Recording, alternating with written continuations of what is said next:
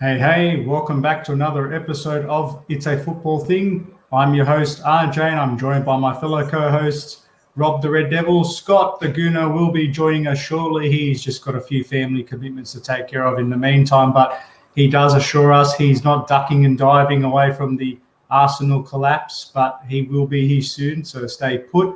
Rob, how are you, my man? Good, mate. Look, I know Scott's not here, but I didn't think the real RJ was here too, mate. I barely recognise you without the What do you beard, reckon? mate. I think you look about 20 years younger. That's the idea, man. That's the idea. It's all happening, man. Good to be here again as usual, mate. Yeah, I understand it's tough being a United fan at the moment, but in some respects, and we'll unpack it, maybe you've got a bit of closure now, so that's always nice to see. But before we get into any of the good stuff, I just want to give a bit of a shout out to those who've already made the virtual venture of joining the IFT crew this evening. We've got Tom from the United Pubcast. Make sure you check out Tom. He's one of the most balanced United fans, along with Robbie out there. We've got my man Daniel in the house, my fellow Chelsea brother from another mother. We've got a fellow schoolmate of ours, Carlos, absolute legend. He would be buzzing to see the Reds absolutely crush Arsenal at Anfield. But when Scott gets here, Carlos will make sure we'll stir him up. We've got the Cleed in the house. Good to see him. He's got to get his party hat on, I reckon. And I like you stirring up comments there too. Don't worry, the hair will grow back. If you look closely, a couple of days and it's already starting to blow up already. We got David in the house. Nice to see you too, my man. Good to see you, champion. We got Alex here. Good to see you, buddy. Spurs, good win for Conte in his debut. Ben Fuser in the house. Up the Blues. Nice to see you. Robbie, before Scott gets here, though, let's unpack some of the UEFA Champions League, which starts tomorrow. I'm going to bring it up on the screen so we can see what's happening here. But I know there's a couple of cracking games to round out the second last match day of the group campaign. But just wanted to get your thoughts on it quickly because I looked at the fixtures beforehand and you should be able to see it in a moment, if not already. But there's some cracking games lined up. Like I've seen I like the Barcelona-Benfica one, for example. Mm-hmm. You guys against Villarreal. So talk me through, firstly, United-Villarreal. What do you think is going to happen there, mate, given Ollie's no longer at the wheel? Yes, well, obviously we've got the big news about Ollie. But yeah, look, tomorrow is quick and fast. The games are coming. And obviously Michael Carrick is stepping up to take over for now. Obviously someone's got to be in the dugout for a big Champions League game. This one's it's a big result's needed tomorrow because otherwise if we don't get a decent result, it'll be squeaky bum time on the last match day. But yeah, look, an away trip to Villarreal is definitely going to be hard. In the last year, we've bumped heads a few times, and we've got a lucky win. We had they got the Europa win over us. So yeah, tomorrow, look, I'll take a draw there tomorrow because they're not going to. I think in the La Liga, they're not in the greatest form as well. I think they're sitting around about the 8th or 9th round. Look, we're in the same position to be honest. So we're not in. Obviously, we're in terrible form. But look, I just think with Ronaldo, he loves it. He's scored in every Champions League game so far. I think the boys will it's more important to go there and not lose tomorrow. That's the main thing. It'll be interesting to see. I'm really looking forward to seeing the lineup to see if it's a bit of a brave one, considering that Carrick's going to maybe put his own 2 cents in there. Or obviously being under Ollie for such a long time as the assistant coach, if it's going to be a similar kind of thing. And, it's very close from the last game, so I don't know how much they're really going to be changed tactically. So, yeah, it'll be interesting to see that. Yeah, for sure. I've obviously put the ladder up in there for those to go and check out, but this is actually a very, very big game in the context of the group, given if Villarreal is feeling brave enough and confident to steal the win, and Atalanta will fancy themselves against a young boys team who we know, aside from getting the result against you, haven't been in the best of form. This could be a slippery slope for United. So there's absolutely so much on the line here. So 100%. I think you've really got to balance being pragmatic and not wanting to lose versus genuinely trying to go for the win, because as you know, and we've been guilty of it in the past, sometimes they can overthink it, try to play safety and get burnt for that and actually have the worst possible outcome, which would be to fall into third spot by the end of it all. So, look, it's going to be quite interesting. When I go back to the other games in the group, and I'll bring them up now, because there's a couple of other cracking ones. And I'm keen to get the live chat as well. It's important that you tell us what you think, because we're obviously interested to be guided by what you're thinking is the games of the round. I said the Barcelona and Benfica one's interesting on face value. The one for me, the elephant in the room, is Chelsea-Juventus in Group H. Juventus are on top of the group at the moment, despite being in different form in the Serie A, although they are picking up slowly. I'm feeling a lot more optimistic about this match, given the form that we've been in, the players that are slowly coming back into it, and the fact that it's at Stamford Bridge. I do think it is going to help us. I'm not to say that Juventus don't have the advantage in the sense that they know that they just don't have to lose. They don't have to win the game. They just need to avoid a loss. And I know I've just said the logic of trying to be too pragmatic, but an experienced team with some of those players in that squad, I think they will fancy themselves to not be breached. So it's going to be a real fancy tactical battle. I am concerned about the likes of Dybala, Chiesa, that can really hurt us on the break. But equally, I'm more concerned about just how robust defensively Juventus are going to be and how frustrating they're going to make us to break them down. So it'd be good to get Pablo Escobar, who's joined us all the way here from Mexico. Good to see you, Pablo. What are your thoughts on Chelsea-Juventus, mate? And tell us what took you so long to get here. Mate, if I could, I would make the result that they both lose. Can't stand either of them. That's it. Thanks for joining us, Pablo. Have a good evening, mate. No, good job. That's it. Now, Robbie and I were just talking about United and their predicament versus Villarreal, because if they were to lose and Atalanta win, they drop into third spot. Now, Chelsea versus Juventus at Stamford Bridge, as you know, Scott, and the situation very simply is if Chelsea win by 2 goals, they will jump them, or if they don't, pretty much that will see Juventus take our top spot in Group H. So any other matches in the group stage over the next couple of days that have piqued your interest, mate? Look, when your team hasn't been in the Champions League for so many years, boys, it becomes like the Carabao Cup, to be honest, that kind of competition. But no, look, I think Chelsea-Juve is certainly going to be an exciting one. I'm curious to see Barca with that new manager. Yes, same. As well, see how they go. I think they're playing Benfica, if yes. I'm correct. I'm curious to see them against Benfica, but yeah, it should be an interesting round. So. And I think the City PSG should be a cracker as well this week. Of course. Yeah, at City. 100%. That'll be a really good game.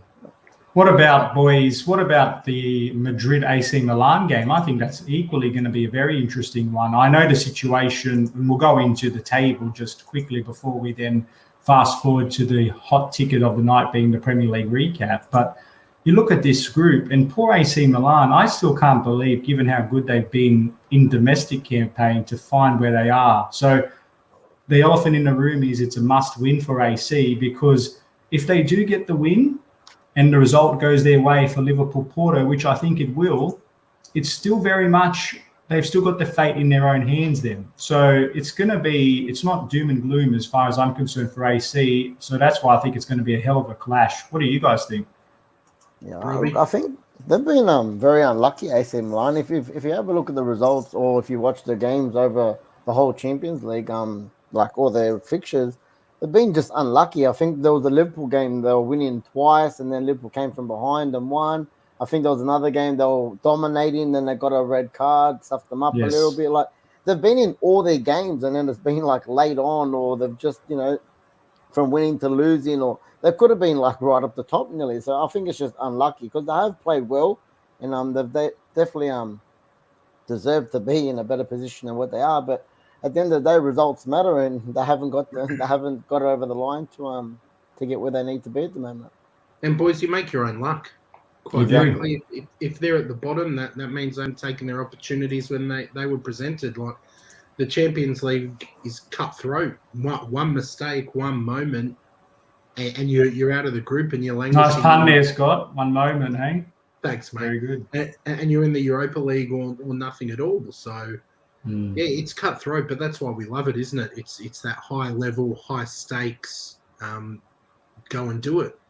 Yeah, and we'll touch on the results on our Thursday episode as well to see just how far off our predictions are. Although I've got to say, I don't think we'll be too far off, but that time will tell. But let's now move on to the Premier League recap. And as the banner says, what a week it was, guys. I know putting it out there, you guys have got touched up this week. It's not going to define your season. It might actually define United's season in a good way, strangely as that sounds, given the water's off the duck's back now and Ollie's out, and we'll definitely get to Ollie a little bit later. And we will touch on Arsenal because Scott and I had a robust discussion on this last night. If for those who didn't catch it, he's pumped. Are we doing this again legitimately? I've been getting myself warmed up for this because Scott is having a go at me just for pointing out a few facts, and I think he had a bee in his bonnet, but we'll get to that. So just warm up for that.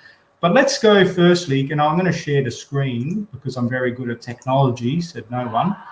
But let me have a go here.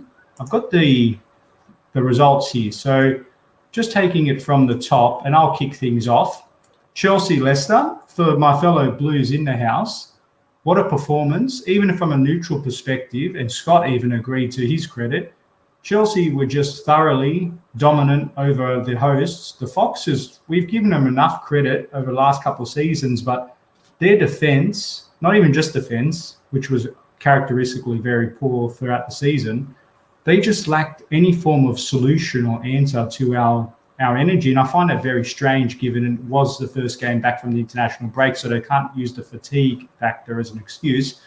But overall, 3-0 was a very flattering scoreline to Leicester. It could have, no joke, been double that because we had 3 goals disallowed, hit the crossbar, Schmeichel came up trumps against Chilwell, and we missed a couple of other gilt-edged chances. So I don't think it's hyperbolic to say that this was our performance of the season and probably Tuchel's best performance with Chelsea in the Premier League. Robbie, did you happen to catch any of that or just the star-studded highlights? Just the highlights in this one, mate. I was doing my sleep before long nights ahead for this time. But look, I've seen again, Rudiger, I think, was it Rudiger that again that got the goal? Mate, your defenders are just amazing at scoring goals, man. I have to say, that's why I've stacked them all over my FPL team, so I'm loving it for that.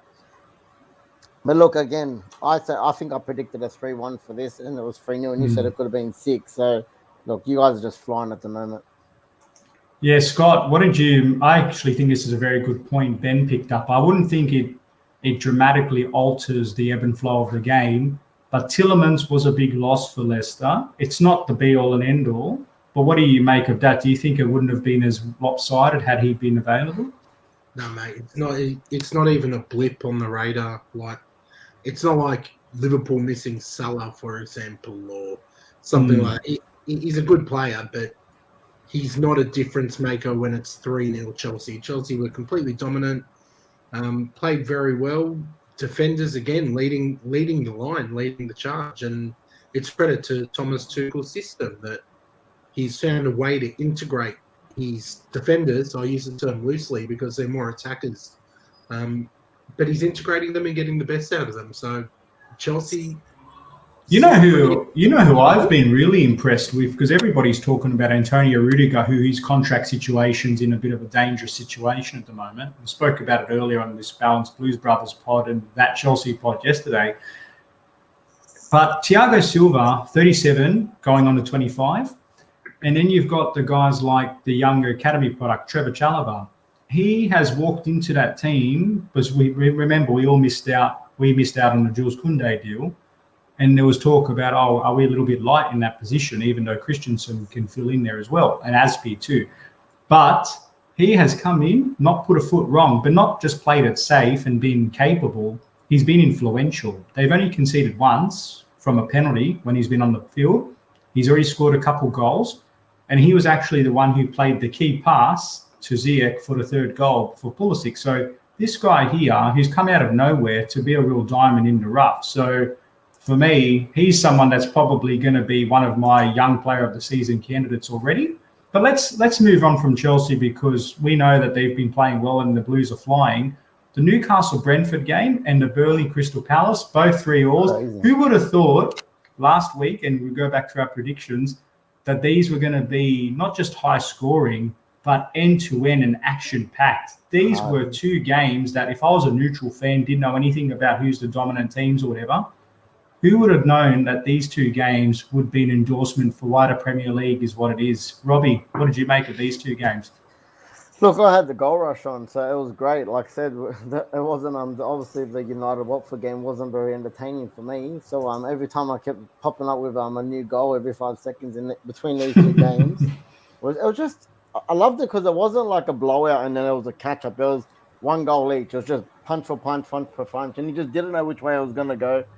The defense obviously was questionable from both teams, but my all-out attack, and it was just my entertainment between 6 goals in each game, just great games, man. And like I said, I'm surprised that at the end there wasn't a winner because both teams were going for all 3 points. You know, obviously the situation on all of them was quite different. But yeah, very entertaining and some banger goals between some of them as well, man. Some cracker goals. Sure, Scott. What did you think, mate? I definitely didn't see Burnley scoring 3 goals. I'm just putting it out there. Crystal Palace, I can get that because they've been a little bit better under Vieira, but Burnley, geez, they came out, they had a never say die attitude. What did you make? Yeah, look, I think you and Rob hit the nail on the head, to be honest. They were great games for the neutral. They were matches which, again, highlight why the Premier League is by far the most superior footballing league across the globe. And to see those goals, 12 goals in those 2 games.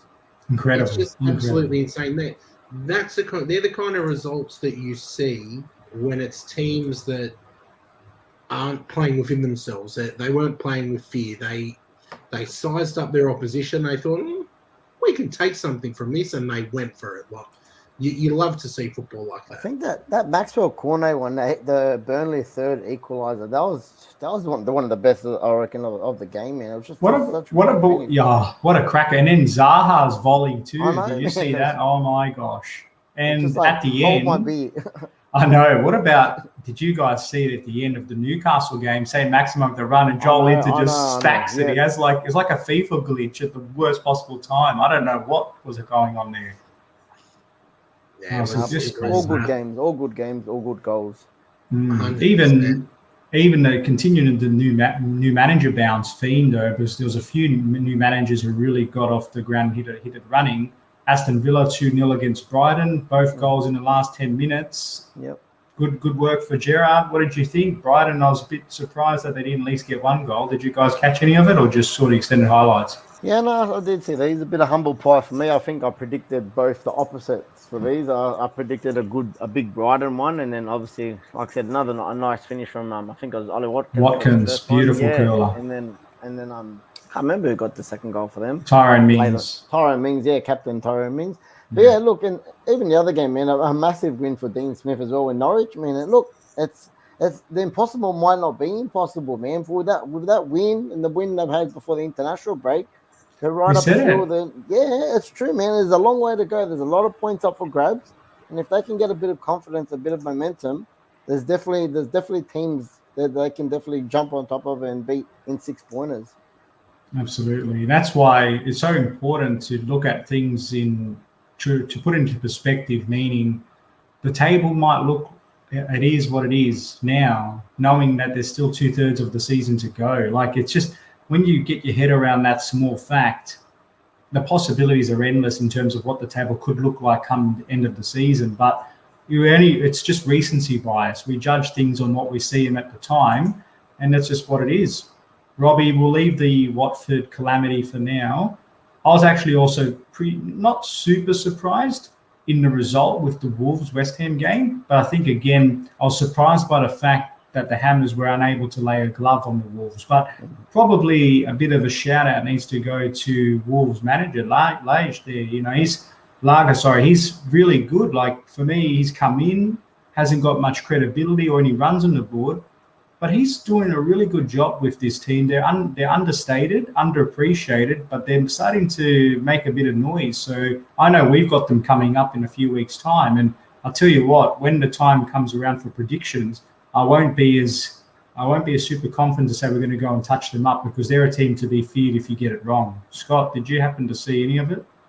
No, look, to be honest, I didn't catch the Wolves game, so I'm going to sit this one out, boys. But look, you both had said to give Wolves a little bit more credit, and I certainly wasn't giving them much. But it's a good result, and they are sneaking their way up that Yeah, table. like 5th or So, 6th at the moment, I think.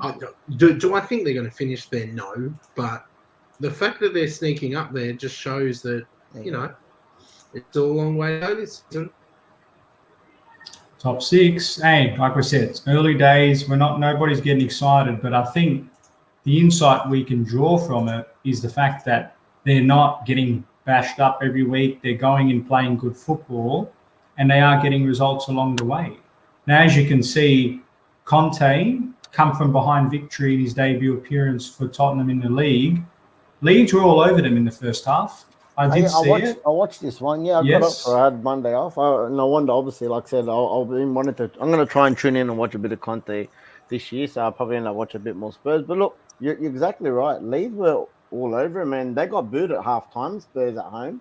So even Conte looked a bit worried on the sideline after they conceded that Daniel James, ex-United player, got the goal. Nice goal, by the way, as well. He's got good Beautiful cross. Sometimes. Obviously, he's got the pace, nice cross as well.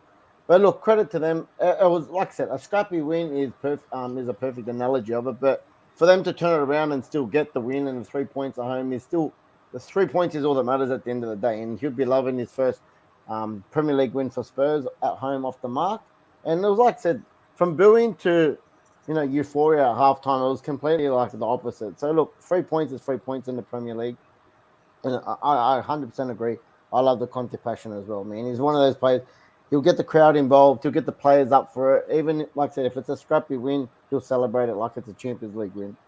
Yeah, and Scott and I had a bit of a discussion on this last night because the theme that Miz and I, down in the football crew, was that we've had the Conte experience at Chelsea. We know the first game that he took charge, we lost 3-0 to Arsenal, but changed to the 3 at the back infamously at half-time, and we stayed 0-0 from that point onward, and the rest is history. Now, the win against Leeds isn't earth-shattering, with all due respect to Leeds, because they're not the best team at the moment and their form hasn't been brilliant.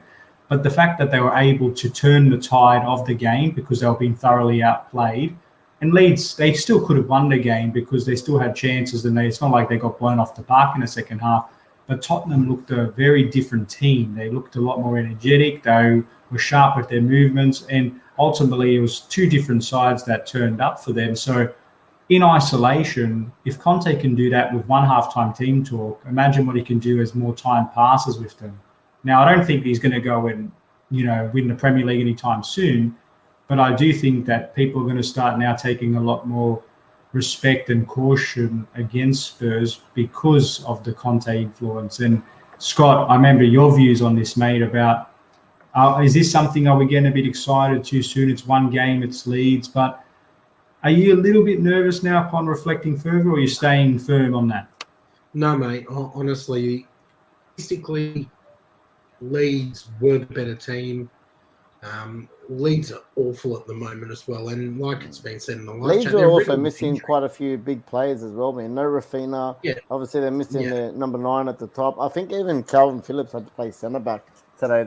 Yeah, exactly. Lots of injuries. So for me, Spurs fans getting carried away and thinking this is it, they're back. It's one game. Not yet. Not when Leeds, injury-riddled Leeds dominated you. But on the flip side, I would be very nervous. I know our friend David is in here. I'm thinking it might be a little bit nervous over there. We see Norwich have changed it up with Dean Smith. Newcastle, Eddie Howe, and they're going to splurge in January.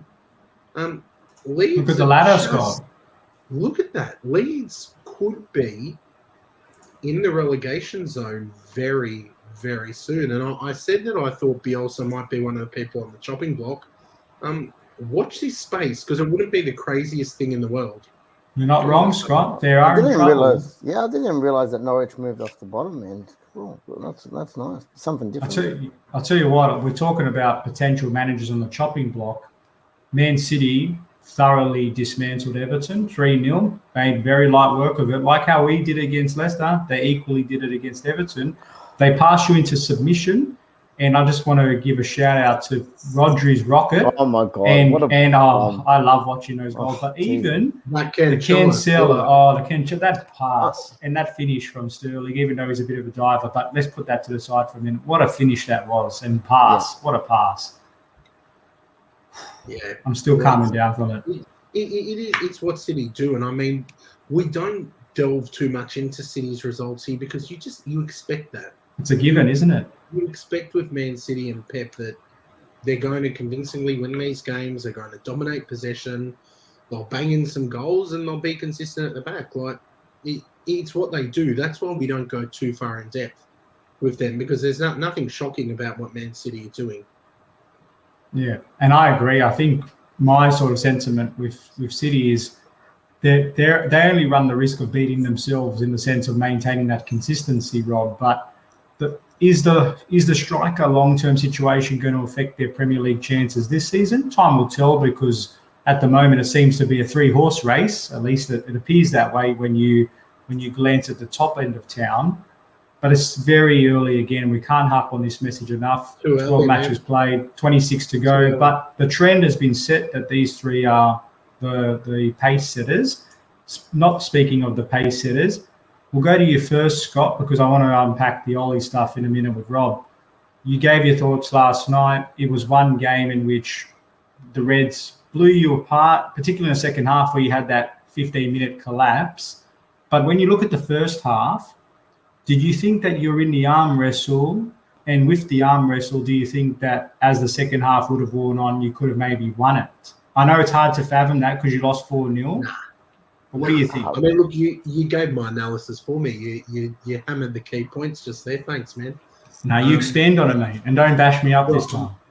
I'm not going to go too far into it, to be honest. I've seen a lot of things online, people hitting panic stations, opposition fans who, can't sleep without thinking about Arsenal. But we're apparently not a big club, but live rent-free in the heads of Chelsea, United, Spurs. You're still getting defensive, mate. You lost 4-0. Accept the bashing, mate. In saying that, I don't dislike Liverpool. They're a good team. They're a quality team. I've been saying that all season, that people are sleeping on them.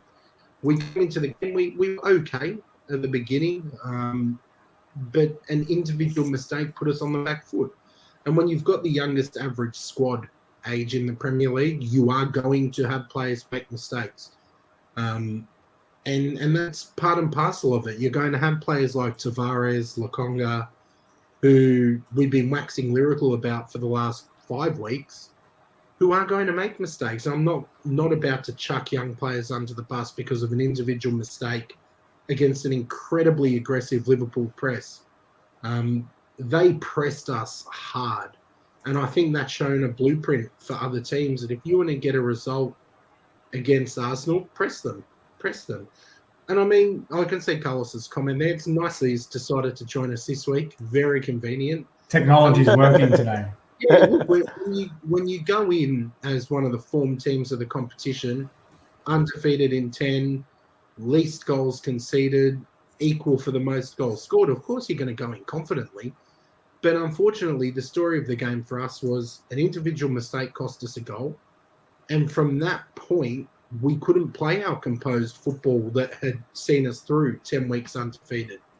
Panicked a bit at Anfield. The crowd were incensed when there was some Arteta and Klopp banter on the sideline, we'll call it that. And then we made the second individual error. It was lethal then, that second mistake. You can either sit back and try and defend to only lose 2-0, which I would hate to see us do, or try and attack and pray for a Hail Mary, but it didn't happen. We didn't get the Hail Mary. We conceded 2 more. It's a 4-0. Do you think the Arteta situation was? I saw some of the commentary that actually fired up Liverpool because they started playing a little bit more aggressively at that point, or by that point, is that my mic or yours? I'm getting some. No, it's not. No, we're good on our end, mate. So. By that point, when the Arteta and Klopp stuff had happened, Liverpool were already fired up. Of course they're fired up. They're playing Arsenal. And we were fired up. We were playing Liverpool at Anfield. But, yeah, we just couldn't get back into it. And they panicked, conceded some more. You just got to keep going, mate. You move. It's a very long season. The things have changed so many times already. We've had about 6 managers sacked. Spurs were winning the league after the first few weeks. We were getting relegated. It circles, and that's why I'm not losing my mind over the defeat. It is what it is. We move forward. What do you think, Rob? Is that a game in isolation, and Arsenal going to bounce back against more minnows teams, or is there something deeper into it? You think? What do you make of that result? Because it's quite emphatic. Yeah, look, I think it was a combination of all. Like we said, they were the form team, one of the form teams coming in, and Borgie was quite confident. But look, at Anfield is always a very hard trip. I think they did have a little bit of a go, but to be honest, look, I think Aaron Ramsdale, he had quite a fair job, man. Like his goal was getting pampered at times, man. So like I said, without being could have been a lot worse. It could have been a higher score. Like even though 100% it might have, like there was a lot of good saves or a lot of missed chances that didn't get. But like all the stats, I think they had nearly up to 70% possession at one time, 19 shots to 5. Like yeah, they were worthy winners of the game. But like I said, they are one of the best teams in the comp at the moment too, and I think. Arsenal got to be pretty. I think they've got to be pretty content of where they are at the table and where they've been for the past 10 weeks. Considering where they started with the season, they're 3 points on top of us at the moment, and we spent big and we're supposed to be title contenders. So, to be fair, that's right. Your team's probably not a good benchmark to be compared because you both spent pretty well this window, but you're in a better situation personnel. You have, Scott. You have spent good this window. That's been facts. You have. No, am I making that up? No, just like being said, it's not good to compare us with Man United. It was at the beginning of the season when we were a banter club. But look how bad they've been going. I'm saying that's not a compliment to you. We've been going. It raises the point that we've been good. Hence why I'm not melting down. But they haven't been going good. That's what I'm saying. Like that's not the normal Manchester United. Comparing yourselves against an overperforming West Ham or Wolves, where you're 1 point ahead of Wolves at the moment. So that's what I'm saying. United's been very awful, as we know. That's what I was getting at. But, Robbie, Watford, 4-1, double save penalty at the beginning, collapse at the end, red card Maguire, he had a shocker. It all sort of happened in one go, and bye-bye Ollie. Talk me through it, man, because I'm sure it was pretty eventful for you. Yeah, look, I think you pretty much wrapped up the match right there.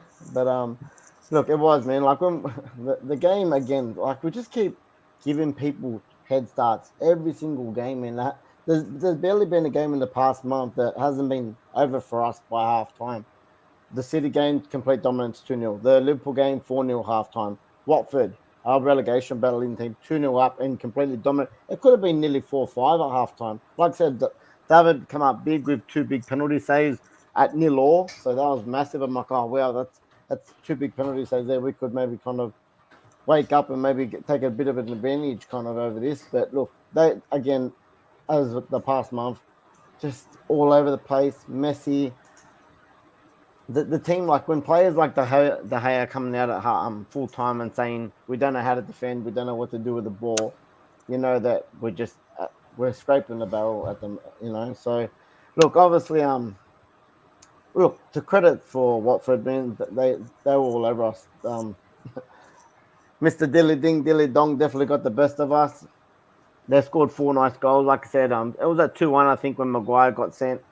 Look, that made me really cranky, man. Just for a captain. Silly, very silly, wasn't it? In that time span, I think it was only within 10 minutes, he got 2 stupid yellow cards and got sent. He nearly he wasn't helping the situation. And then later on, I think in the last 3-4 minutes, we conceded another 2 to make the scoreline worse. It was just obviously the nail in the coffin. But look, if we're going to go to the whole Ollie thing, I said a month ago this should have happened. And right now, I'm actually relieved that it's happened. More for him that, he's not going to cop it anymore. I think the writing's been on the wall for quite a while. I think he's probably even known it deep down himself that the writing's been on the wall. But look, that's one thing I can say. As you guys know, and everyone knows here, I'm so happy that I've backed him nearly all the way up until a couple of weeks ago when I thought, I come out and I said, I think it was after the Villa loss, and I said, look, I think he's just reached his ceiling. He's not going to get us anymore. He's done great things. He's put a good concrete squad ready for to pass the baton on to whoever the next manager is that comes in. So look, there is a lot of good. He went from 3rd, he got a 2nd season, but look, he got heavily back this season, and the results in the past month have just been terrible. And I think everyone knows that the team's shot of confidence, and it had to be done. The thing that I'm cranky about the most is the Glazers, mate. Pretty much hanging him out to dry. I had this conversation with you on Thursday night. I said, even worst case scenario comes, if we lose to Watford, they can't sack him. After exactly this, after we got absolutely handed our ass to us from City just before international break, they had all international break to have meetings to think ahead. What happens? No, we're going to back him. We're going to give him opportunity to keep going. What happens? Conte could have been at United, Rob. He could have been there, mate. He could have been celebrating at Old Trafford. I'm sure people have heard me and read what I've said on Twitter. I've said this all I've said all week. That's what's made me cranky. When after a Liverpool game 4-0, I really thought it was going to happen then. I think a lot of people thought it was going to happen. And the biggest thing for me is Conte, he's still come out from Fabrizio Romano and said he wanted the United job. And for me, straight away, that's a big plus. When someone wants the job and they don't have to be conned or they don't have to be, I'll give you extra money or whatever to come in. He wanted the job, and the United board didn't want a character of him. And look, we all know what Conte's like. He likes to come to the party and leave with a big mess. But, I respect him. I think he gets results. But look, that ship's passed they're now. Cowards, man. The Glazers are absolute cowards. They're not football people, mate. They're not cowards. People. If they get rid of Ollie when they should have, and the writing's been on the wall. The writing has been on the wall. When you turned, he started saying, "Yeah, they got to let him go." I knew that the writing was on the wall. If you'd managed to turn, most United fans would have turned to that point. They didn't want someone like Conte who was going to come in exactly 100%. Like what David said, who was going to challenge, who was going to demand investment, too controversial, who was going to demand things of your big elite players that maybe might give them the shits.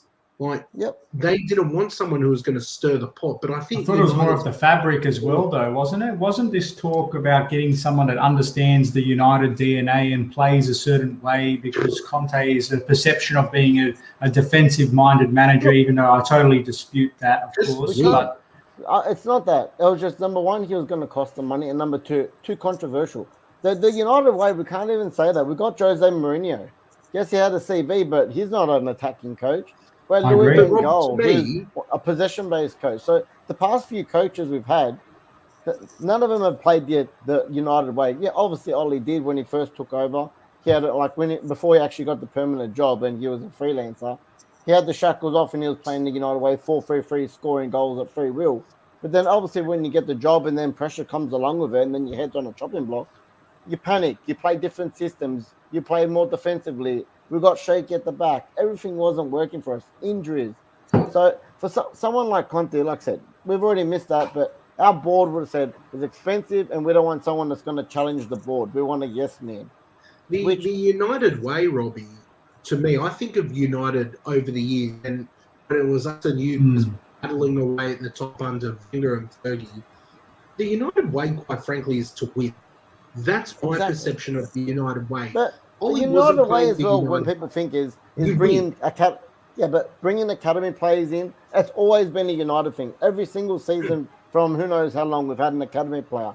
Winning's a big part. Attacking football and entertaining the crowd. Aggressive football. Way. Aggressive attacking football. That's the United way or the Fergie way. Whatever you want to call it, it's the same thing to me. But look, now we're going to see who's going to be the next manager. That's the $1 million question, man. The $1 million question. But you know what? I'm more scared now. Sacking Ollie is only half the solution for me. Yes, he's sacked. The coaching staff is still there at the moment. That's crazy. But I guess someone's got to look after the team tomorrow. But the bigger thing I'm scared of is who they're going to go in. The decision they're going to make now, mate. It's a mess. Oh, yeah, my God. Don't even talk about Bielsa to me.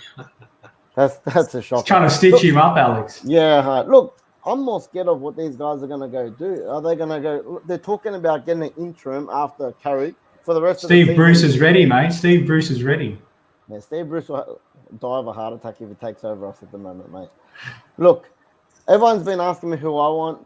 And look, I got in before the rumors happened in the last 24 hours. I'm a big Pochettino fan, so I'm on the Pochettino bandwagon. I'd like to see Poch come in. You can bring a few bottles in with him, maybe. You can bring a few bottles in if you I've heard this. I heard the cycle might be Zidane to PSG. But not even that, because Juventus with Allegri too is a bit shaky because they're not going so well, and therefore there's a relationship between them, PSG now.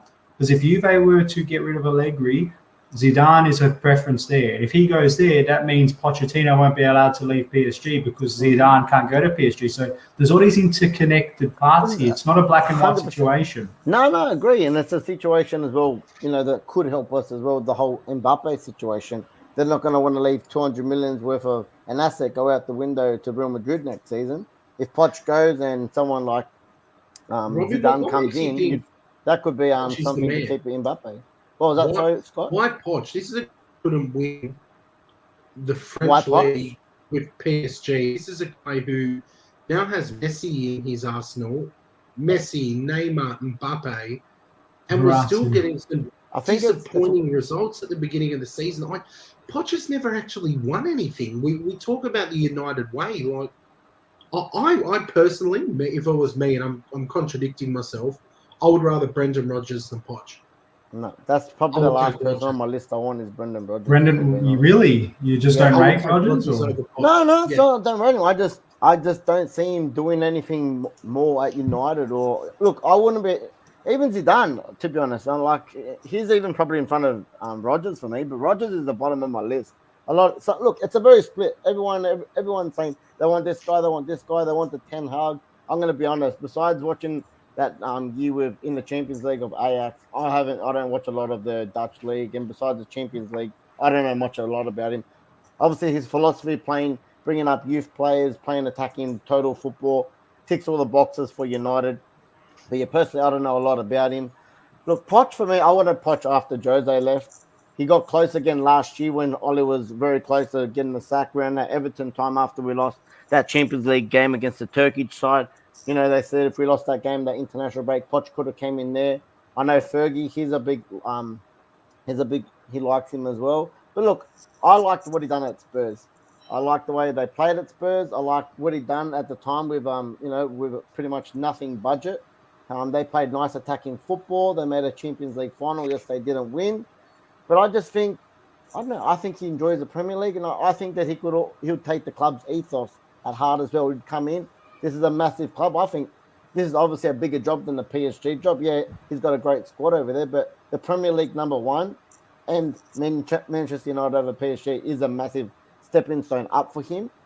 And I really think he'd come in and he'd take it under his wing and really try and, get us back to where we are. Yes, he hasn't won anything, a couple of French titles. Look, no one's going to count them. And I know we say you need to kind of get someone who's won trophies all the time. But look, not every coach has to start somewhere.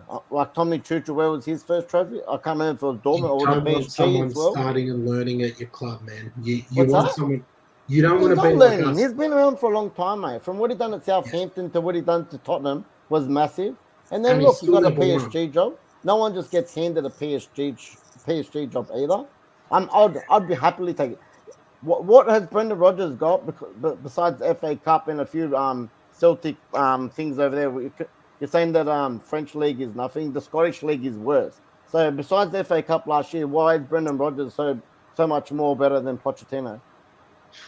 It's a tough question to ask, but to me, I think the fact that he's won something, first of all, Scottish league or not, I don't care. He's won leagues. He practically had the league wrapped up with Liverpool. One moment turned that around. So he was on the verge. Did he? He was on the verge of winning a Premier League outside of an individual mistake. Poch was but you could say the same with Poch in the Champions League final. He was never But the Champions League, I'm saying. If he's a European winner, Sky, if I remember rightly, you said last year that Poch was available. You'd have him at Arsenal last year. You said that. Mate, we're talking about Mikel Arteta. Mikel Arteta or Poch. I'm going to take Poch absolutely every day of the week. Look, everyone's going to have a personal opinion. And if you're asking me gunpoint, I want Pochettino. I think we can agree that no matter who you bring in, they're going to do a better job than Oli. It just wasn't right. All of them are an upgrade on Oli. Look, no one's going to not defend that. I just want to slam your club for that stupid video they put out. The interview one, the farewell one. Sacked him, and you're doing an interview. We need to ask the question. He wanted. We need to, But general question: is that like a yellow card or red card worthy situation where what was with that? I understand if it might have been coming from him. To me, this is just a personal view because I know what it's like to have a club legend sacked, and I've been in like depression since. But it feels insincere what they're doing. He wasn't leaving the club because he wanted to leave. They wanted him gone. Effectively was sacked. Don't make it as if it's a farewell party. He's gotten rid of because performance related, he wasn't good enough. To me, it just feels insincere. He's always going to be loved as a player. Celebrate the player, and you can celebrate his achievements as a manager down the road. But to me, it just felt very insincere to do that, knowing the circumstances of it, because it felt like a PR stunt to me. That's just my opinion. I'm not a United fan. When I found out that it come from him, like I said, a few journalists actually said he wanted to do it. They were never going to say no to him if he came out and said, I want to do it. And look, they probably should have said no to him because of the perception, I reckon. I don't know. I enjoyed it, to be honest. Look, obviously you guys haven't got that bonding feeling to him, but he's a club legend. I think he's lived the dream for himself. He's done the best of his ability, and he said, I'm going to walk out the front door. I've done my best at the club. I've put everything on the line. I think, he's definitely. But isn't that implied? Like, isn't that a given? Of course, United fans are always going to appreciate it. Did he need that farewell interview to share that message? I'm sure you appreciate it. Tom appreciated it. To me, it just felt like the circumstances weren't appropriate. He got fired. Of course. Well, even with Lampard, but they didn't do that. And he was the greatest player for our club. The greatest. So I don't know. It just felt weird. It just felt very funny. I don't know. If the club was the one that said, "Look, we want you to do that," mate, that's 100%. I agree with you. But for him to come out and say, he said, "I'm not going to do any interviews with any press," that don't mean nothing to me. I love the club. I respect him. Yeah, for Ollie, I respect Ollie for doing it. I just felt because the club, they should feel. Professionally speaking, I've just sacked you. You can maybe thank us 6 months down the road or something, not when we just sacked you type thing. I don't know. But credit to him for being a good sport about it. I think it could have been done in a more intelligent way that helps spare some of the reputation of the club. Like, it almost turned you into a bit of a laughing stock. There was sentimental value for United fans. Get that. But everyone else was just laughing and thinking it was ridiculous. I would have, if it was me and I'm the club, I say, look, Ollie, let's not do this. Just wait. Do a written statement, and we'll put the written statement out. Like the way it happened with Lampard and Chelsea, Lampard didn't come and do no teary emotional interviews. It was he went and you moved on. If Ollie wanted to do that, to me, should have been a written statement. Put it out there. So I did my best. It didn't work. Much love to the fans. Proud of what I achieved. That's it. Yeah.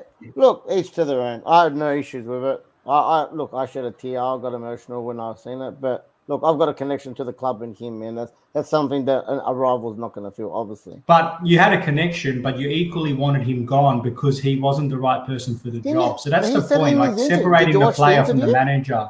I saw the first couple of minutes. Exactly. He said it himself. He says, the results weren't good enough in the end, and I had to move aside. So it's not like he was hiding from it. But a week before, he was saying how he was going to fight for the cause, and then in a week later, I wasn't good enough. Did you just become not good enough in a week's time, or were you not good enough this whole time? So I don't know. He's always on the wall. But what's he going to say? I'm gonna step aside like a week ago. Of course, no one's going to say that. I actually feel bad for him. That's all. When a player plays bad. You can get the Ollie way, or you're going to get the Jose way. You can throw him under the bus, or you can support him and lie. That's the same thing with him. He knew the results for the past month were not worthy results for any club, let alone Manchester United. But what's he going to say? Oh, I'm feeling the pressure. I'm going to leave. I've got no confidence left in myself. But this is the thing. He didn't leave. He was sacked. It's not like Ollie said, guys, you know what? No, he was sacked. We all know he was sacked. There wasn't a mutual. Exactly. So I don't know. Look, you've got the emotional attachment, but to me, if he put his hand up and said, "I'm walking away. I'm not doing good enough," it's on his terms. I feel a large degree of accountability for our situation, and I don't want to keep taking a paycheck from the club if I'm not doing what I want to do. Here's my little interview explaining why I'm resigning, because there's a difference between resigning and being sacked. I understand the interview will be more of a Ollie resigning, but he was sacked, and I just think it was amateur. I honestly really think it was amateur and cringy. I just think it was the timing. To be honest, I just thought once the dust settled, the club regroups. he comes back in and gives his experience, and I think he doesn't lose any sort of relationship with the fans. And clearly he hasn't lost relationship with the United fans. It just, from a public PR point of view, just felt very funny. It's almost like they were trying to cover up their own incompetence to say, Exactly. oh, it was best for all parties, but we'll just let him down slowly. But you hang him out to dry. The poor guy did the best he could. You guys should have helped him. Yeah, so I blame the board. I don't even blame Ollie, because he's a great lad. He took it on the chin like a champion. But the club, I've just got to have a laugh because of the way that they handled the situation. They should have sacked him ages ago, and that's not his fault. They should have sacked him. But 100%, you know what? 100%. It is what it is for United. They've moved on now. The United 2.0 era is about to take effect. The big question mark is it interim? Do they go all out for Poch now? It's definitely going to be fascinating. Eric can only apparently do 6 matches. I was watching the Big Six today, and they said he hasn't quite got the particular level of coaching badges where he can take over for. If he's not out, like if he hasn't been replaced by Arsenal, I think it's a disgrace in general. Look, I understand he's going to be there for the Villarreal game. Fair enough, it's like 2 days, and look, even I'll give him the Chelsea game. But if he's not replaced from an interim or a permanent manager by Arsenal, that just shows how much of a shambles our board is at the moment. Yeah. But you know what? Let's save this, because I'm sure this conversation is going to keep tipping over through Thursday, because it never ends with United. For all, as much as we hate the villain club, we also like to talk about them a lot here on the IFT. Now, from an FBL point of view, Scott, I know you had a pretty good week, my man, but I went okay. Rob, I'm not too sure how you did. I've got to admit, my neck's a bit sore looking all the way up trying to find you, because I know you're killing it. But I know the top 10 is looking very sharp. I'm not sure if we have it in front of us, but just wanted to get your thoughts quickly. Now, I know Ben Chilwell, Reece James have been going really good for us at the back. Mo Salah, I captain him. I wish I had Mane in hindsight, but why would I? Because Salah's the man of the moment. Look at that top 10. Dan Hill, big fan of the show, genius writer, big Chelsea fan. Ben Fuser, he's in the top 2 still. He's not going away. I think we're going to have a chat after, man. You're going to have to give me some tips. What do you think about this ladder, Scott? Mate, it's very interesting. You can see our people there. I think Antonio has just come into the live chat, maybe. Looking good. Nick Fasulo in 6th place, and makes me sick. Yeah, get rid of him, mate. You can see our top 10. Let's look down for the boys. Robbie, down in 14th. With 61 points this week. I captained Kmart. I bring him in and captain him. Me too, man. Me too. I made the same mistake. We got declared here in 20th. I'm hoping it's dropping down. I think all this is done for me is I'm captaining Mane for everything for the rest of the year. No matter who he plays, I'm just going to put the armband on him and hope for the best, because all these big games he's got returns anyways. Yeah, I think I bought Harry Kane in thinking he was going to just start banging him in, and no, I think I'm selling him again, to be honest. We'll see. We had Rob there. Here's RJ in 35th. I'm in 38th. I had a good week this week. I've had a couple of big ones back to back. So interesting. Have you used all of your tokens yet, Scott? No, mate. No, I've still got the free hit. I've still got my triple captain as well. Yeah. I was so close to putting it on Harry Kane this week. I remember talking about it. I thought it was going to happen, but fortunately I came to my senses. So that rounds it up a little bit, but it's interesting to think about some subs and stuff. I've brought in another Chelsea defender. Who was it? I bought him Rudiger at the moment. He injured his ACL. He's gone, mate. No, I'm just kidding. Yeah, I better not touch wood. I better not say that. But you know what's really interesting is the implication now. You've got the Champions League. You've got these domestic cups that are happening. We've got 12 games from here to the rest of the calendar year. So from an FBL point of view, with the big clubs, you've got to try to put yourself in the mind of the manager. They're going to start strategically rotating. Players are going to start getting fatigued. It's not just like in Football Manager, you pick them, they're going to play at 100% every week now. So you've got to start looking at these mid-tier clubs or ones without European obligations, et cetera. So that's something I'm going to have in the back of my mind as I start making my subs, because I haven't used any of my cards or anything like that, but I'm doing a pretty good job. But that's FPL, boys. I think we're going to get into the light-hearted segment of the evening, which is what we love best, and we've been clipping the videos on the Quickfires. Who wants to go first? Who wants to put us all out of our misery? I'll kickstart it, boys. Good man, Pablo. We're all romantics in here at the IFT podcast. Definitely. Especially with a moustache, you always feel a little bit more romantic. I'll just lift my camera so you can get look at that. Oh, it's luscious. A bad boy. Thinking about love and romance, boys, and live chat. Feel free to share your thoughts. What's your romantic slow jam? Like, what's the slow jam love song that just gets you? It could be a power ballad, could be a slow jam. Oh, look, mate, I used to just, I don't know if many people know him, but I could just play Pretty Ricky, mate, the whole album. I don't know if anyone knows him, but Pretty Ricky. Just sing some of it, Rob. No, I'm not singing it. Sorry, it's a bit inappropriate. Mate, don't start singing it, or the missus will run in and you have to leave the stream. That's it. Leave studio. Excellent. What about you, AJ? For me, I'll just go super quick. Anything pretty much Boys to Men related. They're classics. Oh, yeah, Boys to Men. Look, for me, classic. Pretend you've got your pottery there. You've got a bit of clay. Ghost. Mate, bit of Unchained Melody or a little bit of red wine. Yeah, a couple of bangers, mate. No, I was into some of the old slow jam R&B songs, mate. Yeah, I'm with you, Rob. That's it. Roll with me. That's what a song. All right. What about you? You got one, Robbie? I'll go this one something different today.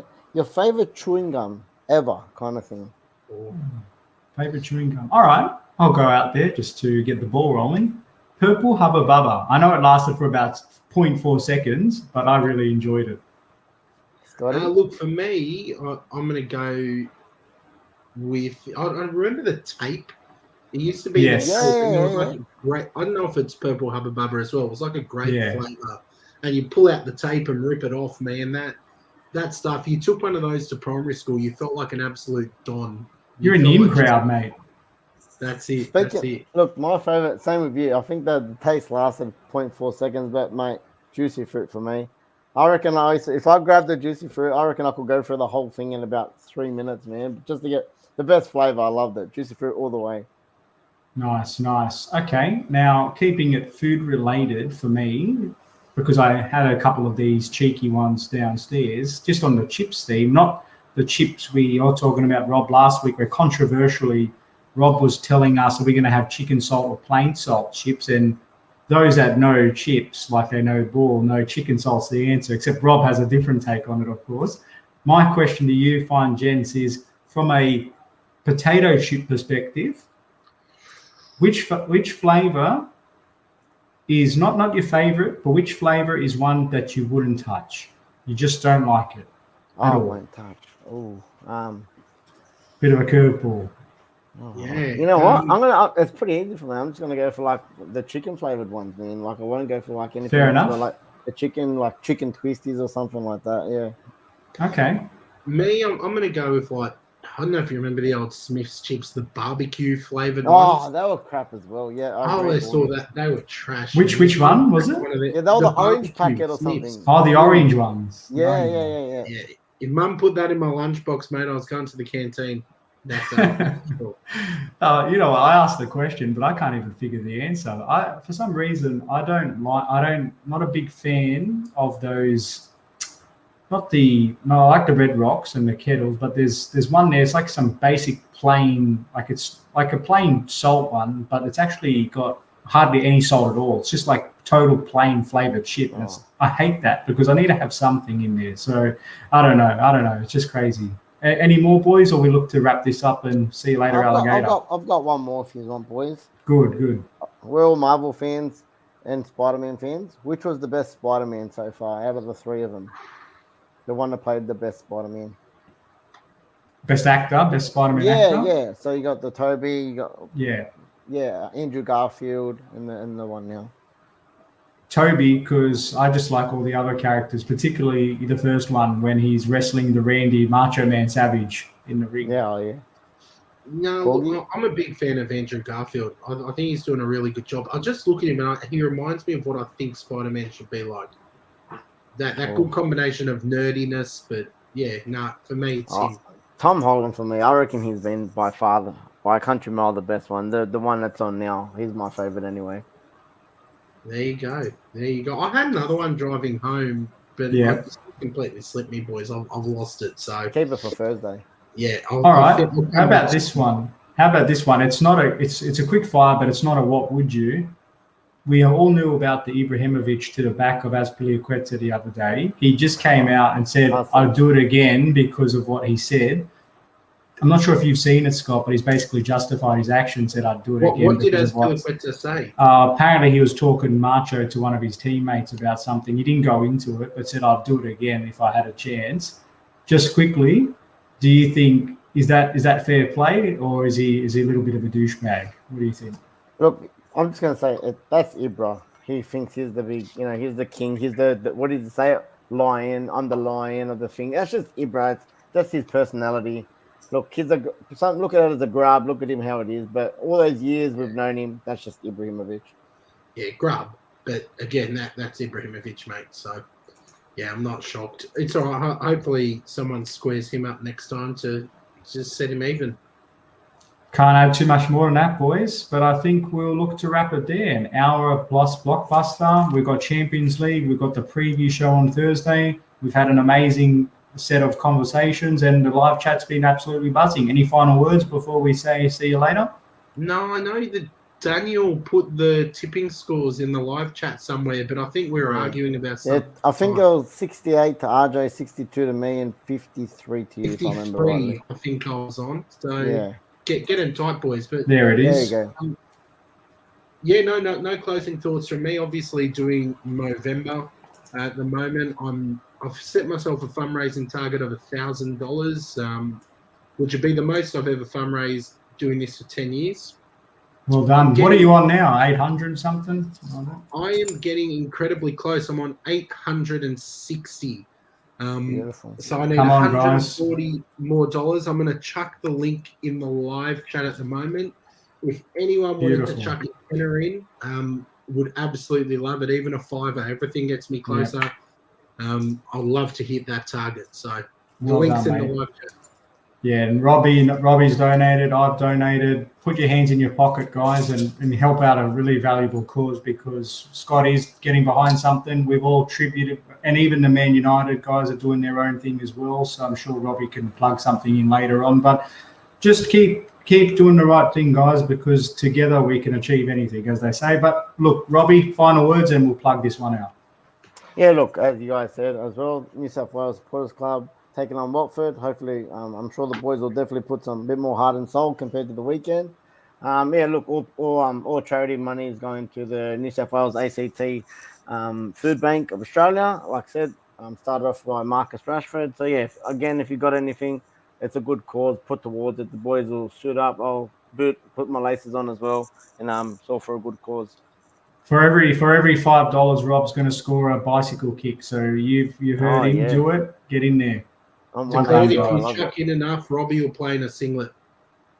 You've heard it here first. Get your money in, guys. With that, thank you very much. Have a good evening, and we'll catch you on Thursday.